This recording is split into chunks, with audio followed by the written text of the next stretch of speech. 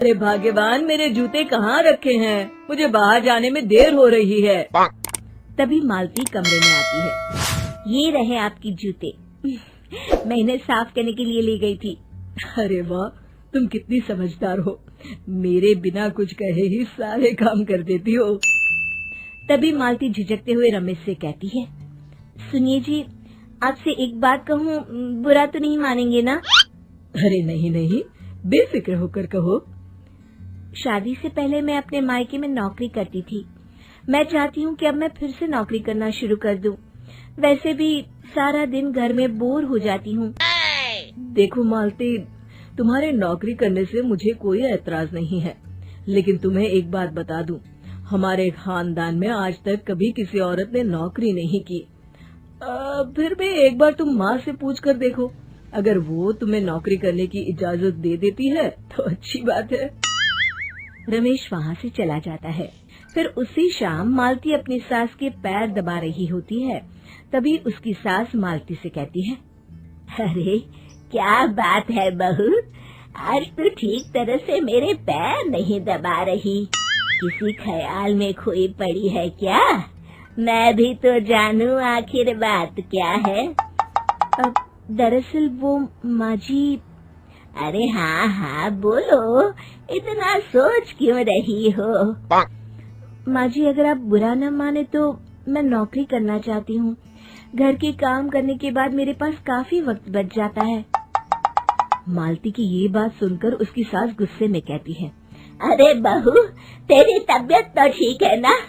आज ये कैसी बहकी बातें कर रही है?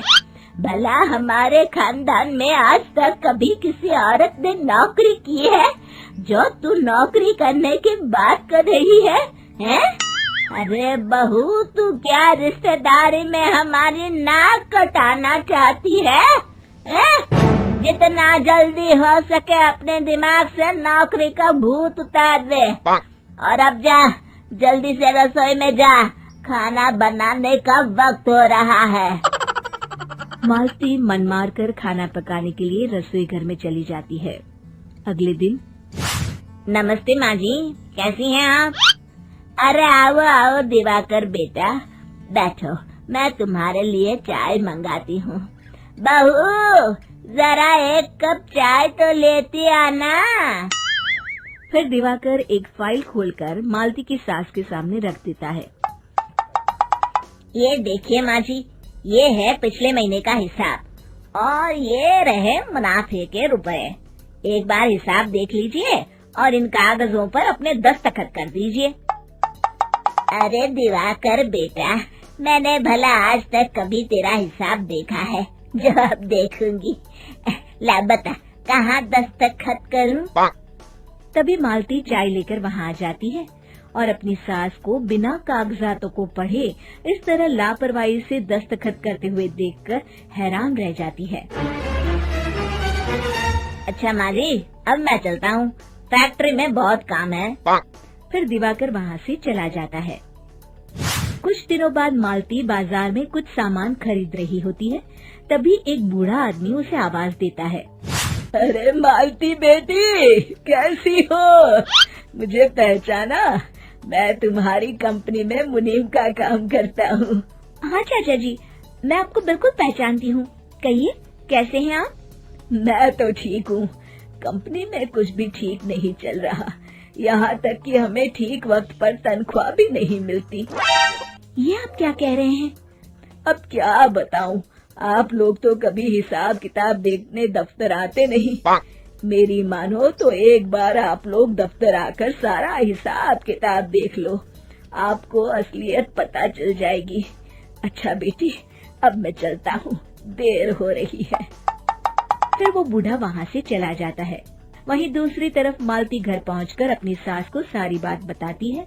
तभी वहाँ रमेश भी आ जाता है, लेकिन मालती की सास मालती की किसी भी बात पर विश्वास नहीं करती। तभी रमेश कहता है, अरे माँ, बिना आग के कभी धुआं नहीं उठता। जब मालती इतना कह रही है तो हमें एक बार दफ्तर चलकर देख लेना चाहिए। वैसे भी हम लोग काफी दिन से अपने दफ्तर नहीं गए हैं। इस तरह किसी एक आदमी के भरोसे काम छोड़ना मुझे भी ठीक नहीं लगता। अगले दिन वे सभी अपने दफ्तर पहुंचते हैं और सीधे दिवाकर के कैबिन में जाते हैं। अचानक सबको एक साथ देखकर दिवाकर चौंक जाता है। अरे माँ जी, आप सब लोग अचानक यहाँ कैसे आ गए? अगर कुछ काम था तो मुझे एक फोन कर दिया होता, मैं आपके घर आ जाता। तभी मालती की सास कहती है, अरे दिवाकर बेटा, आज मैं हिसाब देखने दफ्तर आई हूँ, जरा मुझे पिछले 6 महीनों का हिसाब दिखाना तो बेटा। दिवाकर घबराते हुए हिसाब की फाइल मालती की सास को देता है। मालती की सास फाइल लेकर मालती को देती है और कहती है, ले बहू, देख ले हिसाब। मालती फाइल को बड़े गौर से देखती है और अगले ही पल उसे सारी गड़बड़ी समझ में आ जाती है। वो अपनी सास से कहती है, माँ जी, मुनीम चाचा बिल्कुल सही कह रहे थे। हमारी कंपनी में पिछले 6 महीनों में जितना मुनाफा हुआ है, हमें उसका आधा पैसा भी नहीं मिला। यूँ समझ लीजिए कि 1 रुपये में सिर्फ चवन्नी ही हमारे हाथों में आई है। मालती की बातें सुनकर मालती की सास गुस्से से दिवाकर को पूछती है, क्यों दिवाकर, मेरी बहू जो कह रही है वो सच है? दिवाकर समझ जाता है आज उसका भांडा फूट चुका है।